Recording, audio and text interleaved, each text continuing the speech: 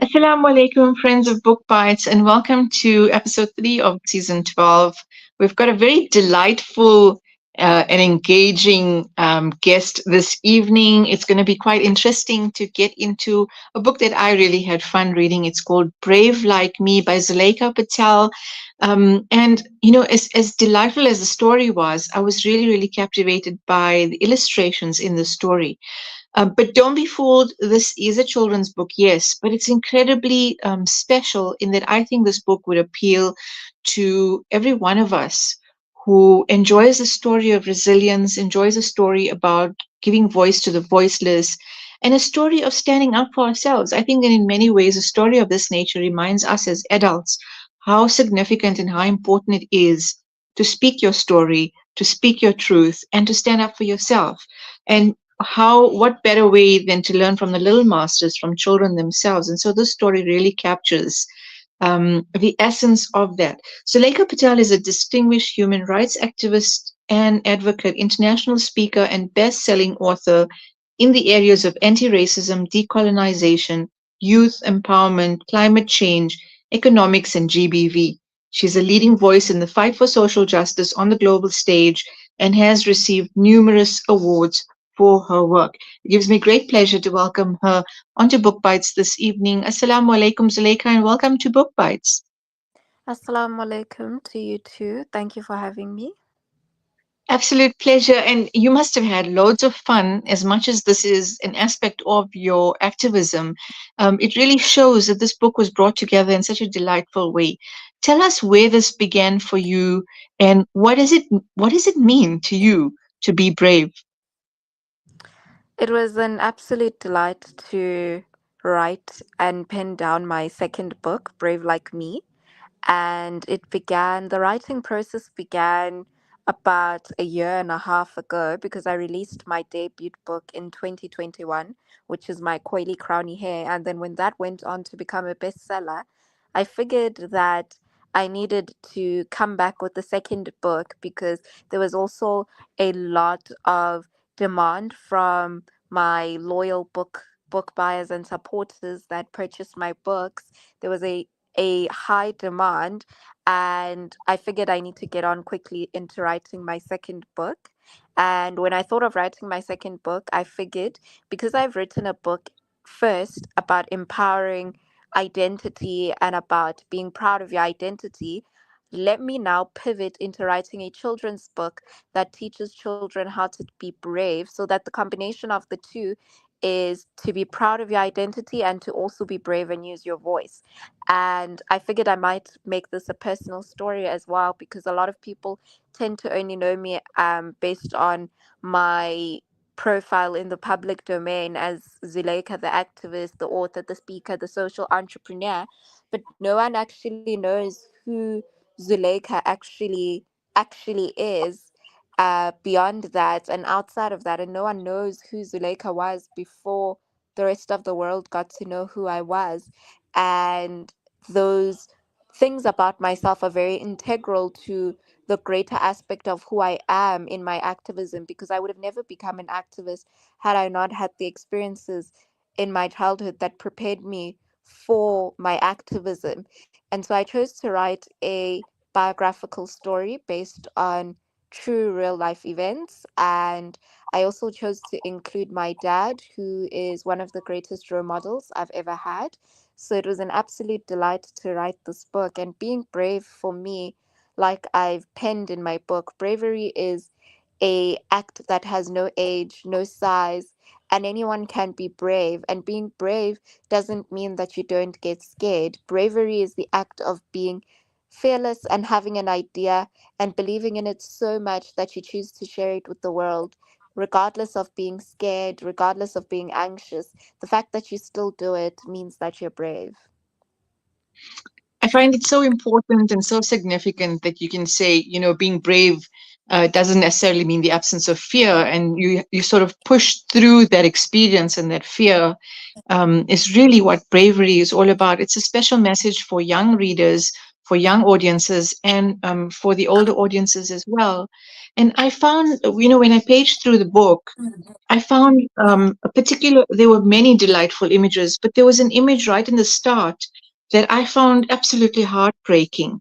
And this is what I think, my next question would come to, is that you've got Zuleika holding her dad's hand, walking, and there's this image of people talking from sort of behind their hands, and this is something we're faced with in many of our social spaces, is stigma and judgment and these layers of negativity in society. Speak to us about representative fiction and how this can actually enhance the activism of breaking down stereotypes, as you've done in this book and in various of your other work. Mm-hmm. Representation is important because through representation, one's existence is empowered. And when one's existence is empowered, the bravery to be comes from that. And the first illustration was based on a true life experience that I've had. As a child, racially, I looked neither like my mother, neither did I look much like my dad. And growing up in the early 2000s, when the democracy of our country was still fairly young, and our country was not necessarily prepared for products of interracial and interfaith relationships or marriages, was an experience that was one that crafted my activism, because my activism against racism would not exist if it wasn't for my personal experiences with racism. And growing up and seeing the stigma around mixed race children in some conservative Indian communities, some conservative Indian Muslim communities, and also generally in the general public as well, the stigma around it, the discomfort from being stared at, being made to feel like you were almost like a freak show in society, being stared at, being asked, "Oh, what are you? You look different." All of that stems from our country's very racially traumatic past, which I believe we still have so much work to do in this country because the remnants of that past are so prevalent in society. And it was important to illustrate that so that children that look like me, children that have families that look like mine, are able to feel their existence being empowered and feel seen with their experiences and the difficulty that comes with being from an interfaith and an interracial marriage. And it was important to illustrate this as well for others that don't necessarily have families that look like mine or an identity that is like mine, so that through them seeing this kind of representation in a book, it is normalized, and they see something where they don't have to be afraid or misunderstand it. And in turn, there's a stigma based on misunderstanding. So it was important to represent that in a book. And I hope that children that either share my identity or are from both either of my racial identities, Indian children or Black children, are able to find representation in the book, and society at large is able to see representation of a family where everybody is different racially, and normalize that so that there isn't a stigma and people begin to unlearn the stigma. I think what's also really important here is that you touch on a topic that still needs us to hold up the mirror to ourselves as a society, as communities. Particularly within the Muslim community, there's racism from communities that are, originating perhaps from the subcontinent, as you said, from India. And there's this kind of the racialization, the casteism that comes from there that still subsists in our society. So holding a story can be a mirror to say, what are we still doing wrong? How do we break down these attitudes, and how do we become more inclusive in a way that really speaks to Islam as it's meant to be an egalitarian religion and not a sectarian and not a religion based on the way somebody looks as different to somebody else. So I think it's a very important topic that can be had in a broader sense, and you've done it through the scope of writing your story, talking about your story, and illustrating this so evocatively. Tell me about some of the responses you might have had to your work and to Brave Like Me. Have you been able to break with some of these barriers in the older communities, perhaps not necessarily only as you're appealing to younger readers? Mm. So, with my activism has allowed me the opportunity to really engage with many communities within the country and outside of the country. And that's opened up my lens into really seeing the kind of stigmas that exist out there and being able to connect with people to break those stigmas and to create change has been one of my greatest pleasures. And sometimes the response is initially quite combative to change and um, very misunderstood, especially with the older communities. It's very difficult. And with my book as well, that's been quite a great response, but it's opened up a door for lots of conversations that need to be had, especially around not just racism, but anti Blackness that exists in other communities of color, which is the discrimination purely on the basis of Blackness that may exist in other non African communities of color. And that's opened the door for a very necessary conversation, especially in the type of country that we live in, where there's still so much anti Blackness within. Indian communities, for example, Lanesia, Lodium, Phoenix, Chatsworth, and it's opened up that door. And I can't say that it is easy to have those conversations, but the most important thing is that it's opened the door for those conversations. And initially, when I started being vocal about this, there really wasn't a great response. I was also somewhat bullied for speaking up against this. Many misunderstood it. Many thought I was delusional. Many thought I'm trying to pick a bone where there's no bone. But I've been able to stand firm in advocating for this because of my personal experience. And I've always emphasized that I speak about this from personal experience. That's how I know it exists. I can't imagine that taking on, a sort of a struggle against rigidity and rigid discrimination can't be easy. But I really commend you on taking the journey and writing about it and speaking about it.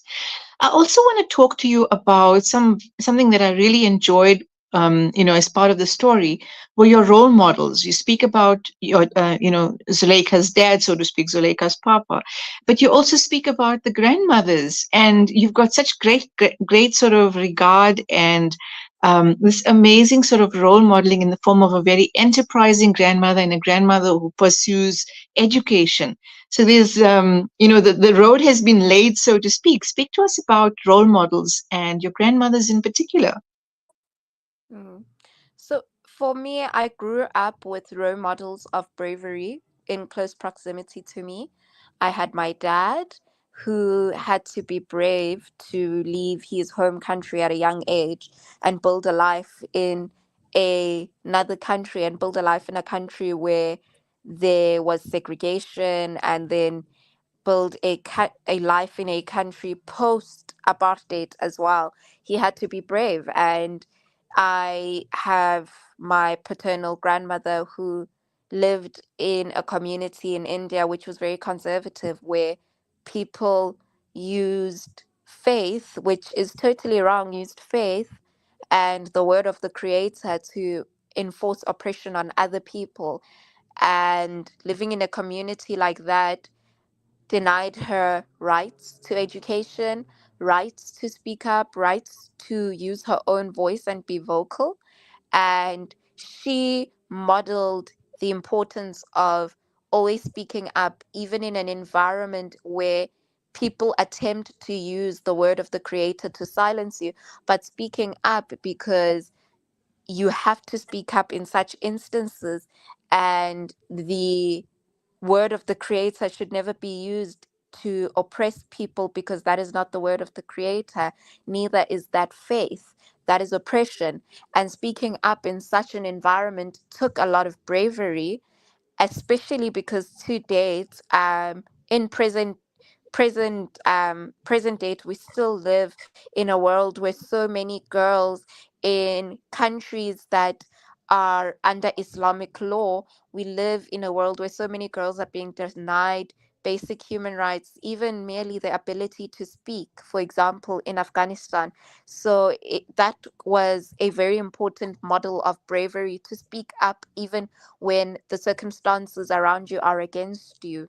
You still have to speak up and stand up for what's right. And then my grandmother maternally, who grew up in extreme poverty and had to build a life, that took bravery. And so I've had role models of bravery in close proximity to me. And of extreme and wonderful leadership, speaking against oppression, speaking towards social justice, and really looking after family and community. I think that's incredible to have that level of role modeling from both sides and to be able to capture it in your story as well. What can we look forward to? I mean, are you writing? Will there Mm. be a continuation of Are you, stories? yeah, are you still there? Please repeat that. I think we lost you there. Zulaikha, can you hear me?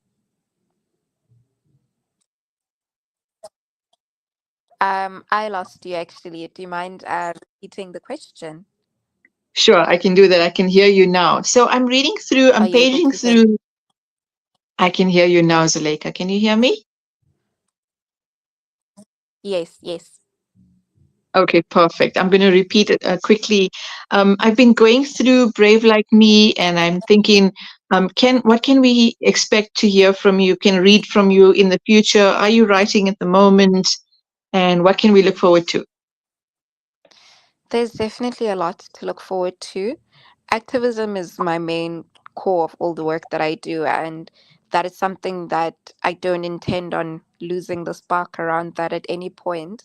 I am still writing, so there's definitely more books to look forward to, and possibly a shift from children's literature to adult literature. That's fantastic. I'm sure we have a lot to look forward to. I know that this book is going to appeal both to young and old because it's delightfully illustrated as it is.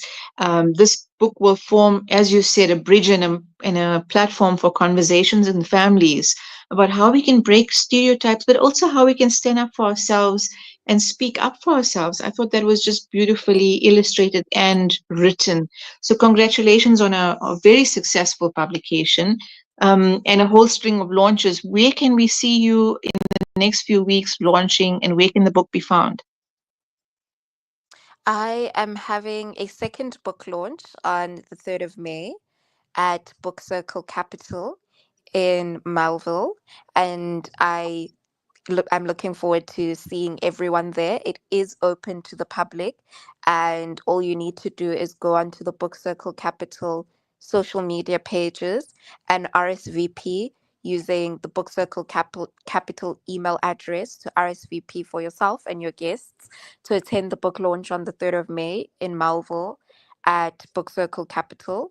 I will also be at the highly anticipated Kingsmead Book Fair on the 24th of May, and the book is available nationwide in all book retailers, namely Exclusive Books, where it is currently on the list for the April reads that are recommended by Exclusive Books, Bargain Books, Loot, Book Circle Capital, Bargain Books, and many other retailers such as Takealot, Bookmart,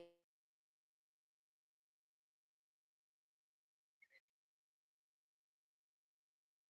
That's absolutely fantastic. I'm not sure if we've lost you on the line again, but we'll be looking forward to the next launch, which is on the 3rd of May at Book Circle Capital in Johannesburg.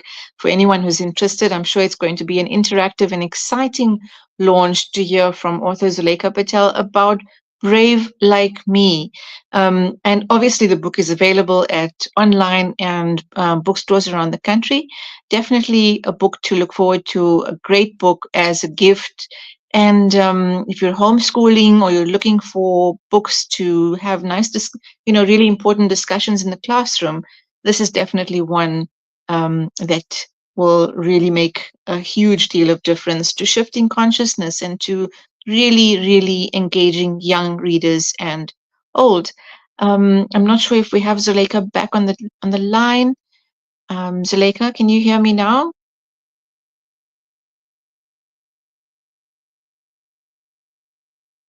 I think we've lost the connection with Zulaikha Patel, but it was an absolute pleasure to have her on BookBytes this evening, and that's it from us this weekend. Inshallah, we'll have another great read next week, and please do get yourself copies of Brave Like Me from Zulaikha Patel's pen, currently being launched around the country. And that's it from us from BookBytes this evening, and until the next weekend, we've got launches and book fairs coming up in the next few weeks. And that's from us. Assalamu alaikum wa rahmatullahi wa barakatuh.